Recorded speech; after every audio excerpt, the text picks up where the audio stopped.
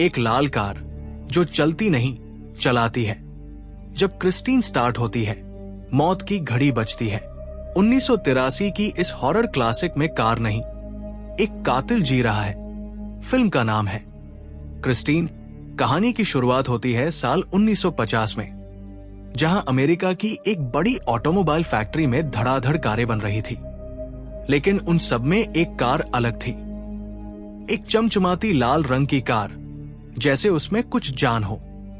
एक मैकेनिक उस कार का इंजन चेक कर रहा था। तभी अचानक हुड जोर से बंद हो गया और उसका हाथ बुरी तरह कुचल गया। उसे तुरंत अस्पताल ले जाया गया। लेकिन फैक्ट्री में अजीब घटनाएं यही नहीं रुकी। कुछ देर बाद एक दूसरा मैकेनिक कार के अंदर बैठा सिगार पी रहा था। उसकी सिगार की राख सीट पर गिर गई, लेकिन वो उसकी आखिरी गलती साबित हुई। जब फैक्ट्री बंद हुई और सब घर जा रहे थे, तो सुपरवाइजर ने देखा कि सिर्फ एक कार की हेडलाइट्स अब भी जल रही थी, वही लाल कार। जैसे ही उसने दरवाजा खोला, अंदर से उस मैकेनिक की लाश बाहर गिर पड़ी। कट्टू 1978, यानी 28 साल बाद। अब कहानी में एंट्री होती है डेनिस की, एक स्मार्ट और पॉपुलर स्टूडेंट जो अपने शर्मीले और पढ़ाकू दोस्त आर्नी को स्कूल लेने आता है। दोनों की सोच अलग है, लेकिन दोस्ती गहरी। पहले ही दिन उनकी नजर एक नई लड़की ली पर पड़ती है, खूबसूरत, शांत और रहस्यमयी। स्कूल के सारे लड़के उसे देखकर दीवाने हो जाते हैं। स्कूल के बाद घर लौटते वक्त आर्नी की नजर एक टूटी फूटी पुरानी लाल कार पर पड़ती है। कार की हालत बेहद खराब होती है, लेकिन आर्नी उस पर एक नजर में फिदा हो जाता है। वो तुरंत डेनिस से कार रोकने को कहता है। वही आता है कार का मालिक जॉर्ज, जो बताता है कि इस कार का नाम क्रिस्टीन है। ये उसके भाई की कार थी, जो हाल ही में मर चुका है।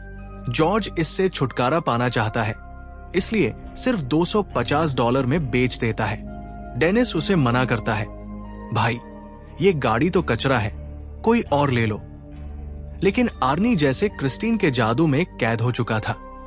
बिना सोचे समझे वो कार खरीद लेता है। घर पहुंचकर जब आर्नी अपने माँ बाप को बताता है, तो उसकी माँ भड़क जाती है। गुस्से में कहती है, ये मनहूस गाड़ी इस घर में नहीं आएगी। लेकिन आर्नी सुनता नहीं। ये गाड़ी उसने अपने पैसों से खरीदी थी। आखिरकार वो क्रिस्टीन को डेनिस के साथ लेकर एक गैराज में पहुंचता है, जो वेल नाम के एक कड़क बूढ़े आदमी का होता है। वेल पहले तो मना करता है, लेकिन बाद में आर्नी को जगह दे देता है। रास्ते में डेनिस फिर पूछता है, तूने ये घटिया सी कार क्यों खरीदी? पर आर्नी जैसे बदल चुका था। उसकी आंखों में अब जुनून नहीं, कुछ और था, कुछ खतरनाक। आर्नी ने साफ कहा, मैंने इस गाड़ी को नहीं चुना, इसने मुझे चुना है।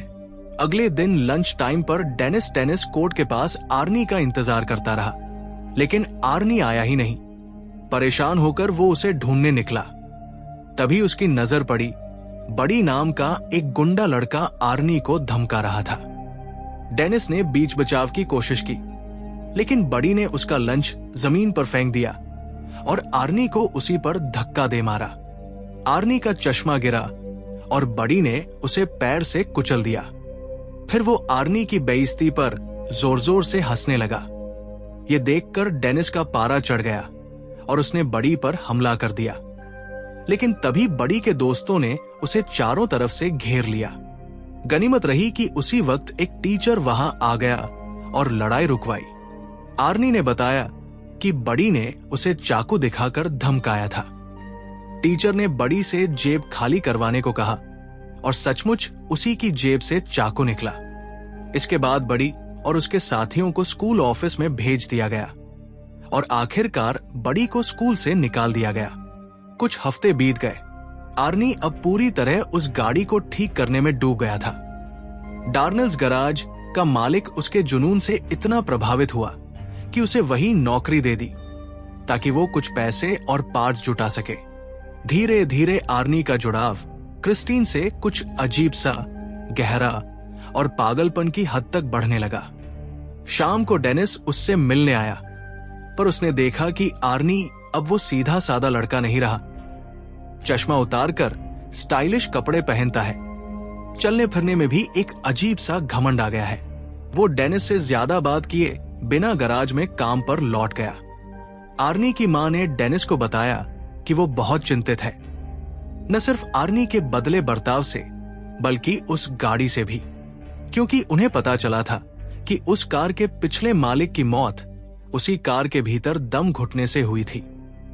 डेनिस और हैरान हुआ और वो सीधा जॉर्ज से मिलने गया, वो आदमी जिससे आर्नी ने कार खरीदी थी।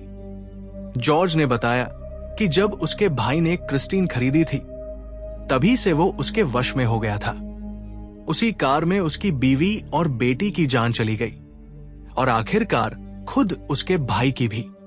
डरावनी बात यह थी, उसके भाई की मौत के बाद क्रिस्टीन खुद ब खुद वापस जॉर्ज के घर के सामने आकर खड़ी हो गई थी। ये सब सुनने के बाद डेनिस के मन में शक और डर और भी गहरा हो गया। उसने जैसे ही कार का दरवाजा खोलने की कोशिश की, हैंडल खींचते ही रेडियो अपने आप चालू हो गया। ये देखकर डेनिस बुरी तरह डर गया और वहां से भाग खड़ा हुआ। अगली सुबह डेनिस स्कूल स्टेडियम में था क्योंकि आज उनका फुटबॉल मैच था। वो एक शानदार गोल करने का सपना देख रहा था। तभी उसने आर्नी को आते देखा। उसकी कार क्रिस्टीन अब पूरी तरह नई जैसी चमक रही थी। इतनी कि देखकर सभी चौंक गए, यहां तक कि डेनिस भी हैरान रह गया। फिर ली कार से बाहर निकली और सबके सामने आर्नी को चूम लिया। ये देखकर डेनिस को ईर्ष्या हुई और उसका ध्यान खेल से हट गया। इसी का फायदा उठाकर विरोधी टीम के खिलाड़ियों ने उसे धक्का देकर गेंद छीन ली। डेनिस इतनी जोर से गिरा कि वो बेहोश हो गया और गंभीर रूप से घायल हो गया। कई दिन बाद जब डेनिस की आंख खुली तो उसने खुद को अस्पताल में पाया। उसकी टांग और गले में प्लास्टर था। तभी आर्नी उसे देखने आया। डेनिस को अब महसूस होने लगा कि आर्नी बहुत तेजी से बदल गया है। एक ऐसा लड़का जो कभी शर्मीला और डरपोक था, अब बिल्कुल अलग हो गया था। उसी शाम आर्नी ली को लेकर मूवी थिएटर गया और फिर दोनों कार में बैठकर एक दूसरे के करीब आने लगे। लेकिन जैसे ही बात आगे बढ़ी, ली अचानक गाड़ी से बाहर आ गई। जब आर्नी उसके पीछे गया तो ली ने कहा, तुम मुझसे ज्यादा इस गाड़ी से प्यार करते हो। आर्नी को उसकी बात अजीब लगी, लेकिन उसने ली को मनाकर वापस कार में बैठा लिया। तभी विंडशील्ड खराब हो गई और आर्नी बाहर जाकर देखने लगा।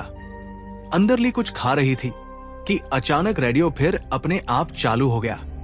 डैशबोर्ड से एक तेज रोशनी निकली और ली को ऐसा लगा कि उसका दम घुट रहा है। आर्नी ने कार खोलने की बहुत कोशिश की, लेकिन दरवाजा लॉक हो चुका था। अंदर ली दम घुटने से मरने ही वाली थी। तभी वो जैसे तैसे दरवाजा खोलने में सफल रही और एक आदमी ने उसे खींचकर बाहर निकाला। ये देखकर आर्नी को गुस्सा आ गया और उसने उस आदमी पर हमला कर दिया, जबकि वो तो बस ली को बचा रहा था। स्थिति थोड़ी देर बाद शांत हुई और आर्नी ने ली को उसके घर छोड़ा। ली गाड़ी से उतरते ही घर के अंदर चली गई और बोली कि वो अब आर्नी से कोई बात नहीं करना चाहती। आर्नी ने माफी मांगने की कोशिश की, लेकिन ली के मन में ये बैठ चुका था कि इस कार ने उसे मारने की कोशिश की। उसे अब लगने लगा था कि क्रिस्टीन उससे जलती है, क्योंकि जब भी वो दोनों गाड़ी में होते हैं कोई ना कोई हादसा होता ही है। ये सब सुनकर आर्नी ने कहा कि वो कल बात करेंगे। फिर वो गाड़ी में बैठा, लेकिन गाड़ी स्टार्ट नहीं हो रही थी। तब उसने क्रिस्टीन से कहा, जो कुछ भी ली के साथ हुआ उससे कोई फर्क नहीं पड़ता, मैं तुमसे हमेशा उतना ही प्यार करता रहूंगा। जैसे ही उसने चाबी घुमाई, गाड़ी तुरंत स्टार्ट हो गई। फिर वो गाड़ी को गैरेज में पार्क करके घर चला गया, लेकिन उसके पीछे ही बड़ी और उसके साथ ही गैरेज में घुस आए। सभी हथियारों से लैस थे। उन्होंने मिलकर क्रिस्टीन को बुरी तरह तोड़फोड़ कर तहस नहस कर दिया। अगले दिन आर्नी ने किसी तरह ली को मना लिया और दोनों साथ में गैरेज गए ताकि आर्नी अपना वॉलेट ले सके। लेकिन जैसे ही वो अंदर पहुंचे, उन्होंने देखा कि क्रिस्टीन पूरी तरह बर्बाद हो चुकी है। ये देखकर आर्नी को गहरा झटका लगा। ली ने चौंक कर पूछा, ये सब किसने किया? लेकिन अचानक ही आर्नी बिना किसी वजह के ली पर बरस पड़ा और गुस्से में उसे वहां से चले जाने को कह दिया। बाद में जब उसने अपने माता पिता को यह सब बताया तो उन्होंने उसे समझाया और नई कार दिलाने का वादा किया। लेकिन यह बात सुनकर आर्नी और भी ज्यादा भड़क गया, क्योंकि उसे अच्छी तरह पता था कि उसके माता पिता भी ली की तरह ही क्रिस्टीन से नफरत करते हैं। उसे तो ये तक लगता था कि क्रिस्टीन की बर्बादी के पीछे भी उसी के माता पिता जिम्मेदार हैं। अगर उन्होंने उसे कार घर पर रखने की इजाजत दी होती तो आज क्रिस्टीन ठीक ठाक होती। गुस्से में भरकर वो अपने माँ बाप को उल्टा सीधा कहता हुआ कमरे की ओर बढ़ा। तभी उसके पिता ने उसे पकड़कर माँ से माफी मांगने को कहा, लेकिन आर्नी का गुस्सा थमने का नाम नहीं ले रहा था। वो लगातार कड़वी बातें करता जा रहा था। आखिरकार उसके पिता ने उसे एक थप्पड़ मार दिया, पर इस बार आर्नी भी चुप नहीं रहा। उसने भी जवाबी हमला किया और फिर बिना कुछ कहे चुपचाप घर से निकल गया। वो सीधा क्रिस्टीन के पास पहुंचा। अब उसका इरादा पक्का था। वो फिर से एक एक पार्ट जोड़कर अपनी कार को जिंदा करेगा। लेकिन जो उसने वहां देखा उसने उसके होश उड़ा दिए। क्रिस्टीन तो मानो खुद ब खुद किसी जादू से खुद को ठीक कर रही थी। खुशी और हैरानी में डूबा आर्नी गाड़ी के पास गया और मुस्कुराकर देखता है कि उस रहस्यमयी कार ने खुद को चमत्कारी ढंग से ठीक कर लिया, जैसे कुछ हुआ ही ना हो। फिर आधी रात के सन्नाटे में हम मूची नाम के एक लड़के को देखते हैं, जो बड़ी का साथी और बदमाश किस्म का था। वो सड़क के बीचों बीच एक ट्रक को रोककर उसे लूट रहा था। तभी दूर से इंजन की एक खौफनाक गड़गड़ाहट सुनाई दी। वो थोड़ा पास गया तो देखा सामने वही क्रिस्टीन चमचमाती हालत में खड़ी थी, जैसे बिल्कुल नई हो। मूची को लगा कि जरूर आर्नी अंदर है और अब उसे पता चल गया होगा कि मूची और बड़ी ने मिलकर उसकी प्यारी क्रिस्टीन को तहस नहस किया था। डर के मारे वो आर्नी से माफी मांगने लगा, लेकिन उसी पल कार की हेडलाइट जल उठी और बिजली की रफ्तार से मूची की ओर बढ़ने लगी। मूची जान बचाकर भागा और पास की गली में जाकर छिप गया। उसे लगा अब पीछा छूट जाएगा, लेकिन क्रिस्टीन दोबारा उसकी ओर लपकी, जैसे उसे निगल जाना चाहती हो। वो एक पुरानी फैक्ट्रीनुमा वेयरहाउस में घुस गया, पर क्रिस्टीन ने पीछा नहीं छोड़ा। आखिरकार मूची एक कोने में जा फंसा। उसने डर के मारे चाकू निकाला और चीखते हुए आर्नी को धमकी दी, मगर क्रिस्टीन जैसे किसी भूत की तरह दीवारों को चीरते हुए अंदर घुसी और उसे बेरमी से कुचल डाला। अगली सुबह आर्नी अपने दोस्त डेनिस से मिला और मूची की मौत की खबर दी। डेनिस हैरान रह गया। उसे समझ नहीं आ रहा था कि जो कार पूरी तरह बर्बाद हो चुकी थी, वो खुद ब खुद कैसे दुरुस्त हो गई। आर्नी बस चुपचाप चला गया। थोड़ी देर बाद डिटेक्टिव जैन कैंस आर्नी से मिलने आया। उसने भरोसा दिलाया कि मूची की हत्या और कार पर हुए हमले की जांच उसके हाथ में है। जब आर्नी ने कहा कि उसे मूची की मौत से कोई फर्क नहीं पड़ा, तो डिटेक्टिव को उस पर शक हो गया। डिटेक्टिव ने बताया कि आर्नी की गर्लफ्रेंड ली ने गवाही दी है कि कार तबाह होने के बावजूद फिर से खुद ठीक हो गई। आर्नी कुछ नहीं बोला और चुपचाप चला गया। बाद में आर्नी ने ली को मिलने बुलाया, लेकिन ली ने मना कर दिया, जिससे वो और भी ज्यादा गुस्से में आ गया। उधर ली और उसका दोस्त शराब लेकर गाड़ी में जा रहे थे कि एक अनजान गाड़ी उनका पीछा करने लगी। बड़ी ने गाड़ी रोककर देखा कि कौन है, मगर हेडलाइट की तेज रोशनी से कुछ समझ नहीं आया। जैसे ही उसने अपनी गाड़ी रिवर्स की, सामने वाली गाड़ी भी वैसी ही रिवर्स होने लगी। तभी खुलासा हुआ वो कोई और नहीं, खुद क्रिस्टीन थी। बड़ी गुस्से में गाड़ी दौड़ाता हुआ सीधा गैस स्टेशन पहुंचा, जहां उसका दोस्त रिची काम करता था। बड़ी ने बाहर निकलकर एक लोहे का सरिया उठाया और हमला करने वाले से निपटने को तैयार हो गया, मगर उसी क्षण क्रिस्टीन बिजली सी रफ्तार से आई और बड़ी की गाड़ी से टकरा गई। बड़ी को लगा कि आर्नी ही अंदर है।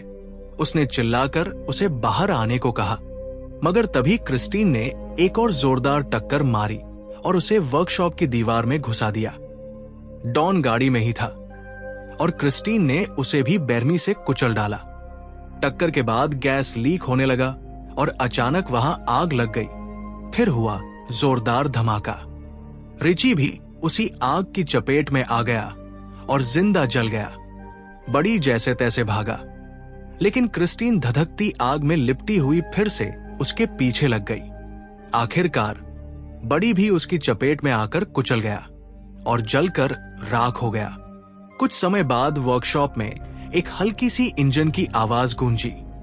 विल ने देखा कि धुएं में लिपटी क्रिस्टीन वापस आ गई थी, लेकिन आर्नी तो कहीं और गाड़ी ठीक कराने गया था। तो फिर इस बार कार में कौन था? उसने दरवाजा खोलने की कोशिश की, लेकिन जैसे ही उसने हाथ लगाया वो दरवाजा तवे की तरह जल रहा था। मजबूरी में उसे एक कपड़े का सहारा लेना पड़ा। अंदर झांका तो गाड़ी में कोई नहीं था। समझ ही नहीं आया ये सब क्या हो रहा है। जैसे ही वो खुद अंदर बैठा, उसे एहसास नहीं था कि उसने मौत को न्योता दे दिया है। क्रिस्टीन अब किसी गवाह को जिंदा नहीं छोड़ने वाली थी। अगले ही पल दरवाजा अपने आप लॉक हो गया और क्रिस्टीन ने अपनी सीट को डैशबोर्ड में धंसाकर बड़ी बेरमी से विल को कुचल डाला। अगली सुबह आर्नी वर्कशॉप पहुंचा और देखा कि पुलिस की गाड़ियां वहां खड़ी थी। एक डिटेक्टिव से बात करने पर पता चला कि विल की लाश क्रिस्टीन की पिछली सीट पर मिली है। आर्नी ने अनजान बनने की कोशिश की, लेकिन उसका दिल जानता था यह सब क्रिस्टीन का ही काम है। वो अब भी वर्कशॉप में अपनी जगह पर चमचमाती खड़ी थी, मानो कुछ हुआ ही ना हो। उधर डेनिस अस्पताल से लौट चुका था और ली ने उसे फोन पर बुलाकर एक खतरनाक बात बताई। ली को लगने लगा कि क्रिस्टीन ने आर्नी के दिल और दिमाग पर कब्जा कर लिया है। डेनिस पहले तो यकीन नहीं कर पाया, लेकिन हालात देखकर मान गया कि अगर आर्नी ने अपनी सोच खो दी है तो अब क्रिस्टीन को खत्म करना जरूरी है। लेकिन आर्नी अब पहले वाला नहीं रहा। वो पागलपन की हदें पार कर चुका था। उसने कार को बेकाबू स्पीड में दौड़ाना शुरू कर दिया, स्टीयरिंग तक छोड़ दिया और बोला, मेरे और क्रिस्टीन के बीच कोई नहीं आ सकता। डेनिस ने फैसला कर लिया, अब बात दोस्ती की नहीं, इंसानियत की है। उसने क्रिस्टीन को खत्म करने का प्लान बनाया। शाम को ली और डेनिस दोनों वर्कशॉप में उसका इंतजार करते हैं। ली ऑफिस में रहती है और डेनिस एक्सक्वेटर में। पर उन्हें क्या पता था कि क्रिस्टीन तो पहले से ही वहां घात लगाकर छिपी हुई थी। अचानक उसकी हेडलाइट्स ऑन हुई और उसने ली पर अटैक कर दिया। ली ने किसी तरह हवा में लटकते एक टायर को पकड़कर खुद को बचाया। डेनिस ने एक्सक्वेटर से गाड़ी को रोकने की कोशिश की, लेकिन अब ये सिर्फ एक कार नहीं रही थी, ये एक शैतानी आत्मा बन चुकी थी।